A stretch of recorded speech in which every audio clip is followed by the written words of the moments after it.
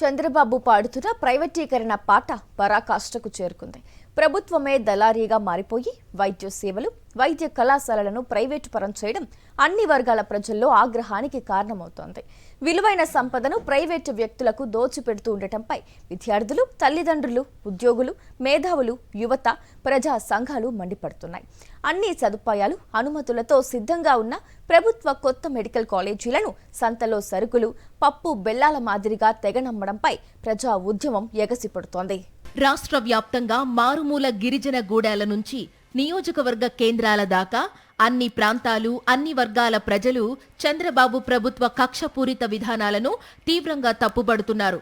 Chandrababu mark మోసపూరిత ప్రైవేటీకరణను ఎండగడుతూ కోటి సంతకాల్ని సేకరించాలని వైఎస్ఆర్సీపీ అధ్యక్షుడు, మాజీ సీఎం వైఎస్ జగన్మోహన్ రెడ్డి ఇచ్చిన పిలుపు మేరకు అన్ని వర్గాల ప్రజలు స్వచ్ఛందంగా ముందుకొచ్చారు. చాలా చోట్ల పార్టీలకు, రాజకీయాలకు అతీతంగా సంతకాలు చేసి తమది సమర సంతకమని తేల్చి చెప్పారు. ప్రభుత్వ మెడికల్ కాలేజీల ప్రైవేటీకరణకు వ్యతిరేకంగా అక్టోబర్ 10న ప్రారంభమైన కోటి సంతకాల సేకరణ గత 2 నెలలుగా ఉధృతంగా సాగింది. నవంబర్ 12వ తేదీన రాష్ట్ర వ్యాప్తంగా 175 నియోజకవర్గ కేంద్రాల్లో వైఎస్ఆర్సీపీ నిర్వహించిన ర్యాలీల్లో విద్యార్థులు, యువత, ప్రజలు పెద్ద ఎత్తున పాల్గొని మెడికల్ కాలేజీలను ప్రైవేటు వ్యక్తులకు అప్పగించడాన్ని నిరసిస్తూ కదం తొక్కారు. ఇది తమ బిడ్డల భవిష్యత్తుకు సంబంధించిన విషయమని, ప్రభుత్వ వైద్య రంగాన్ని పరిరక్షించుకునేందుకు తలపెట్టిన ప్రజా ఉద్యమమని తల్లిదండ్రులు తేల్చి చెప్పారు. వైఎస్ఆర్సీపీ ప్రజా ప్రతినిధులు, నేతల వెంట స్వచ్ఛందంగా తరలివచ్చి పెద్ద ఎత్తున సంతకాల సేకరణలో పాల్గొన్నారు. నియోజకవర్గాల వారీగా సేకరించిన సంతకాలను బుధవారం నాడు జిల్లా కేంద్రాలకు తరలించారు. వాటిని ఈ నెల 13 నాటికి తాడేపల్లిలోని వైఎస్ఆర్సీపీ కేంద్ర కార్యాలయానికి తరలించనున్నారు. ప్రభుత్వ మెడికల్ కాలేజీలను ప్రైవేటు వ్యక్తులకు అప్పగించడంపై రాయలసీమలో ఆగ్రహావేశాలు పెల్లుబికాయి. సీమలో సుమారు 32 లక్షల మేర సంతకాలను సేకరించారు. విద్యార్థులు, ఉద్యోగులు, రైతులు, న్యాయవాదులు ఇలా అన్ని వర్గాలు కోటి సంతకాల సేకరణ కార్యక్రమంలో పాలు పంచుకున్నారు. ఉత్తరాంధ్రలోని అన్ని జిల్లాల్లో 18.30 లక్షల మేర సంతకాల సేకరణను పూర్తి చేశారు.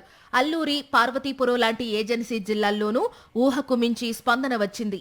ఆయనకు అవకాశం వచ్చిందే తడుగా ఈ 4గోసారి ఆయన చేసినటువంటి, ఆయన ముందుగా ఇంప్లిమెంట్ చేసినటువంటి పథకం పేరేంటంటే అమ్మకానికి ఆంధ్రప్రదేశ్. ఏంటది?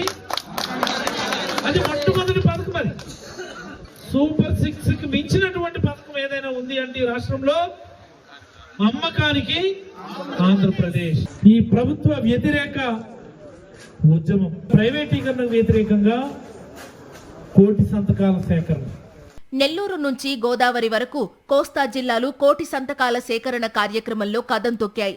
సుమారు 1/2 కోటి సంతకాల మేరకు కోస్తా జిల్లాల్లోనే సేకరించారు. ప్రజా ఉద్యమం, ప్రజా ఆకాంక్ష, వీటన్నిటిని కూడా పెడచెవిని పెట్టి చంద్రబాబు నాయుడు ఇప్పటికి కూడా మేము కార్పొరేట్ పక్షమే అని కానీ ఆయన అనుకుంటే, ఆయన కార్పొరేట్ పక్షానే నిలబడతానని అనుకుంటే ఇంకా చరిత్ర క్షమించదు. ఇది 1 కోటి మంది సంతకాలు సేకరించి మేము వ్యతిరేకిస్తున్నాము, జగనన్న తెచ్చిన ప్రభుత్వ మెడికల్ కాలేజీలను మీరు నిర్వహించండి ప్రభుత్వం తరపున అని ఒక ఉద్యమంలాగా సంతకాలు పెట్టి ఇచ్చారు.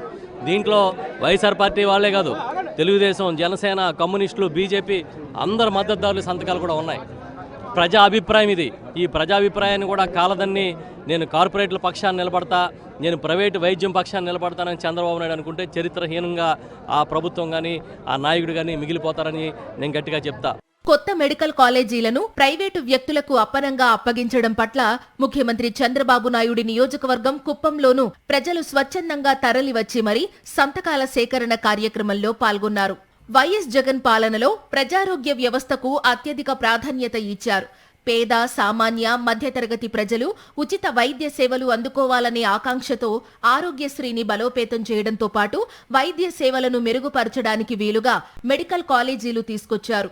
ఎంతో కష్టపడి సాధించిన ప్రభుత్వ మెడికల్ కాలేజీలను కాపాడుకోవాల్సిన చంద్రబాబు ఆ పని చేయకుండా వాటిని ప్రైవేటు సంస్థలకు అప్పగించడానికి నిర్ణయించుకున్నారు.